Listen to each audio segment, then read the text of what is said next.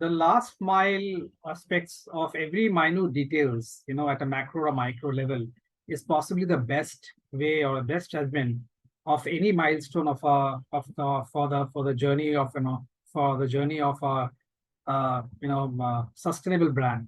Hi, my name is Avik, a business strategy and business coach, and I'm in this mission right now to help small, micro, and medium business owners to help in your journey and build a healthy and a scalable, uh, profitable business. Right. So, just ensure that you are there till this video till the end of the video, and I'm going to share you some of the finest and deepest crux moments and insights throughout the video to ensure that how you build the culture of a sustainable brand. Because at the end of the day, it all boils down to the same detailed aspects, right? So, I was sharing without wasting much time. Let's deep dive into the entire video and stay till the end because I'll also going to share some of the deepest and finest touch points to get the things right. Yeah. So yeah, as I was sharing, that as a business owner, you name any of the big brands like Facebook, Google, WhatsApp, all these big brands. Do we think that the business owners initially, when they started off these big brands, they don't have those aspects or process understanding of the different functions that they're handling as a brand or as an entity? Not really.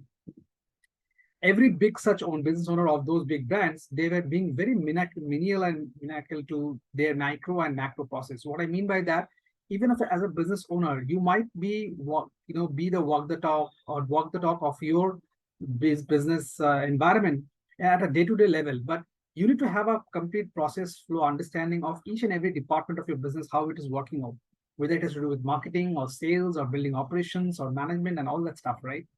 And I think that's like very fair for a business owner to go ahead and take a call on that. Only then you can make a difference. Only then people will accept you as a leader, as a business owner. And most importantly, on a long-term journey, also when it becomes a conflict, becomes a challenge to thrive your tenure member, these hard facts actually helps you to make the difference. So they cannot beat you around the bush and they cannot make fool out of you, right? So I think that's very, very essential. The second things which comes on the table is when we literally talk on the ground that what is the next level, what is the next level, right? So let's say you are into a B2B business where you have to do monthly kind of events and those campaigns and events and conferences and business events and meetups and all that, right?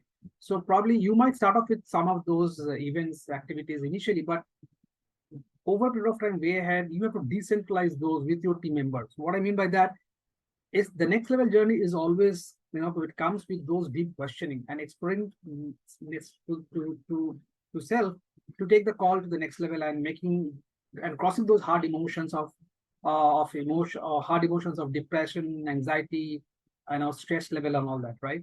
So it's not about being having high degree on the pay degree on the such. It's more on living those day-to-day journey, and only then you can look forward for those next level basis on those deeper questions that you ask to yourself as a business owner, right? It's not the other way that the more time you spend in the environment, you have a deeper understanding of the environment. It's not like that because every moment in time now and then, business is always into a transition and changing environment where all this repeat collated work becomes a complete conclusion. Innovation is also a teamwork, right? So, I mean, it is also team effort. So it's not about only it is coming from your end every time.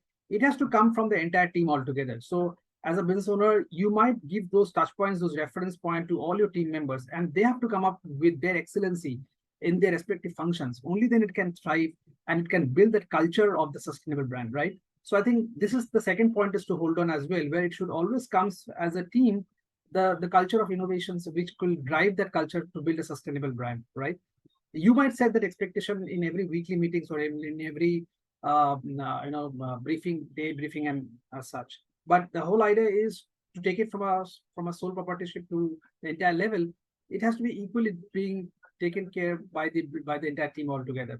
The next thing which comes is that level of engagement in the environment and in the culture is also a very, very strong point. So how do you build that level of engagement in the culture? It's all about those best stories in the culture. So drive those best stories, build those best testimonials within the culture, within the environment. So that's how you drive those creativity as well. it's not about checklist, like many of the industry that I came across, or I have a deal or interacted with many of the business owner, I found that people talk on the ground that, okay, you have to follow 1, 2, 3, 4, 5, 6, 7, 10. It's not about that. The more you have a communication on a weekly basis, on a fortnight basis, or on a monthly basis with your team, you understand the gaps and you keep on reviving and pivoting the entire thing. And it's not based on one fixed strategy that will actually work out and make a difference.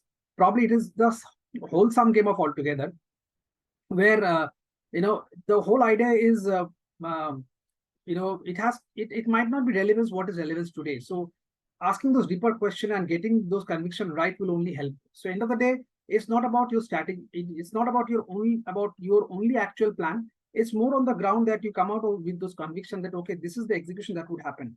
So probably a 10 on 10 on your conviction is more important. I repeat, probably a 10 on 10 on your conviction is more important than those plan that's been already set. Well, plan is good, and plan is of course required so that you don't fall down and you have a back friend to support it.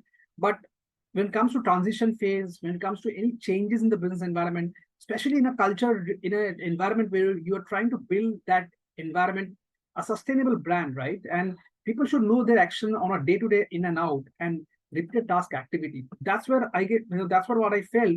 End of the day, what it comes and boils down to is your conviction on those business day-to-day plan and action plan, and it should not supersede the actual plan. That's the whole idea and whole outcome. Okay. And so the only thing that will actually set the tone apart of the business environment is, are you ready? Are you ready as a business owner? Don't look for plan B and plan C every time. Just execute and come up to the next level and explore the next level for that matter. So this is again one of the component when it comes to building that culture in the sustainable brand, which is there need not be plan B and plan C every time, but the end point is conviction on your execution, which will help you to build that transition in the culture. Yeah, because every transition in the culture to build a sustainability is always driven by the environmental part. So when you decentralize that part option, where you ensure that every team member becomes a part of that building culture, and I think that's where that the real empowerment comes in place. The real collaboration comes in place. Okay. Having said that, it's also to ensure, considering the first pointer that I mentioned, that it cannot be a break in terms of the process clarity, because that is something where you cannot goof up, as a business owner. Yeah. And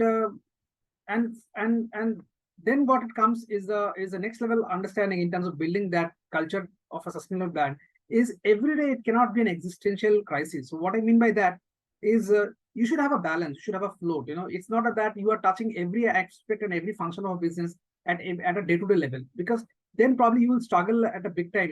You'll struggle on the operation side of it, you'll struggle at a sales side of it, you'll struggle at the business side of it. So if it is every time that you have to go through it and build that existential crisis, then it will become very, very hard to survive in that way. So I guess what I really means is dependency in any function will be exhaustible if that keeps on happening. So last but not the least, to build that culture for a sustainable brand is that soft skills for a business owner to maintain. So you as a business owner, how do you maintain the soft skills? It all boils down to two to three things majorly. One is what you define yourself as a person, and what you are most comfortable with, right? I think these two things makes the major difference. So it's not to impress anything or anyone in the environment. It's all about to express, and self introspection on any incident or situation and people and environment is the key element in this soft skills part for business owners, right? So when I talk about self introspection, that's majorly boils down to one and only one thing, which is clarity of thought. Once you have this enough clarity of thought and coming out of that notion of pre-judgmental platform and parameter, I think that sets the tone apart, and that's also differentiate you as a business owner in terms of better execution, in terms of better thrive, in terms of better decision taking approach, and this all sets the tone apart in terms of executing it right. And to sum it up, all these pointers that I mentioned, okay, so starting from the beginning, is these 4-5 pointers is something that will actually ensure that you are able to build a culture, the right culture for a sustainable brand. Because remember one thing, unless your brand is sustainable, there's no question of making it scalable, right? And to truly make it sustainable, culture is one of the finest elements to build it upon. So I'm sure if this has resonated with you and if you've gone through the entire video, like I mentioned, I'll be giving some of the gifts as well. So generally for a one-to-one and with me and to get a complete business hygiene check, I do not, I generally charge it at a level of 5,000 rupees or more. But since you've stayed till the end of it, you can click the link below and book your one-to-one schedule with me and get on a one-to-one call booking as well. Also, do subscribe and like my channel, because that will help me to keep perfect business insight like this to you. And just ensure that, yes, you do get into my Telegram and Facebook channel group as well. Do get into my Telegram group as well. My Telegram group, where you'll keep on getting those power pack business insights, and I'll help you to get to your next level, addressing your burning challenges of your business. Till then, make sure you watch and listen this video again and again, so that you can grab enough notes which will help you to understand those finer elements and points, and then probably fine-tuning that in your business environment. Also, do share what are the next topics or challenges or concerns or issues that you would like to understand more from a deeper clarity perspective. That will help me to share or shoot videos like this and give you those burning problem insights. Till then, Avik here signing off here as of now. And yeah, look forward for the next pop-up video.